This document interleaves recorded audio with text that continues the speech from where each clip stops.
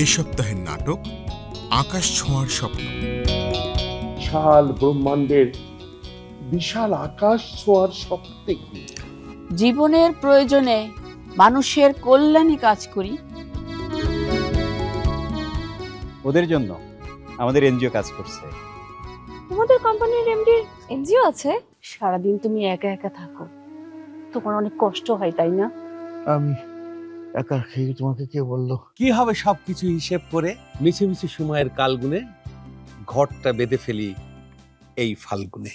আগামী প্রজন্মকে এখনই জানো কিভাবে তারা তাদের নিজের জীবনটাকে গড়বে।